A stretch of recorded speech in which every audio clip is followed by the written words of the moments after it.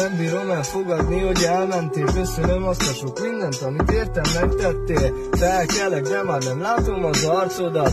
Várom, hogy szólj, de nem hallom a hangodat. Nélküled semmit nem ér már az életem. Nem vársz már az ágyadnál, amikor haza érkezem. Este felkelek rá, nézek az ágyadra, de nem fekszel ott, én meg belehalok a bánatba. A szívünk lázba, a szívünk fájdalommal tele, bent ülünk a házba, és azt várjuk, mint hogy haza gyere.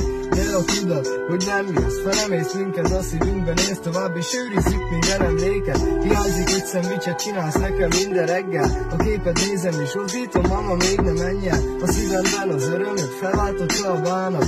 Az életem adnám, ha téged visszahozhat nála.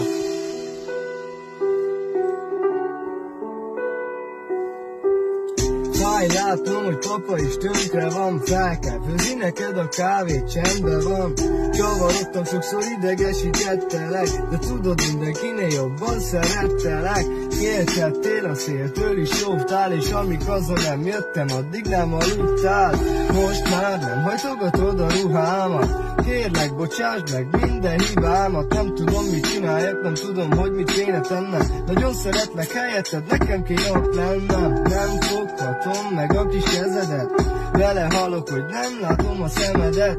Te nyújtottad nekem mindig a támaszt. Szólok, hogy mama, de már nem kapok választ. Hogyan tudnálak elfelejteni, hisz te neveltél fel, gondoskodtál rólam, súroltad a cipőm beteg kézzel. Tudom, most is engem figyelsz, vigyázol rám a mennyből. Soha nem fogok megszabadulni ettől a sebtől. Vigyázok apára, tudom, azt kérted, hogy vigyázzak. Te rád pedig a mennybe, fent az angyalok vigyáznak. Nem tudtunk együtt a szülinapomon ünnepelni, pedig azt vártad, ezt tényleg nem tudom elviselni. Nem tudom elnyomni a fájdalom, túlságosan fáj. Ha nem voltam nyolta, a mosolyoddal erőt adtál. Nincsen már erőm ahhoz, hogy magamat összeszedjem. Nem tudom elhinni, mama, azt, hogy itt hagytál engem. Köszönöm a sok mindent, amiket tettél értem. Betakartál a fáztam, vigasztaltál, ha féltem. Nem tudom elhinni, hogy elmentél, ez érthetetlen. Te voltál a legfontosabb mamám az életemben.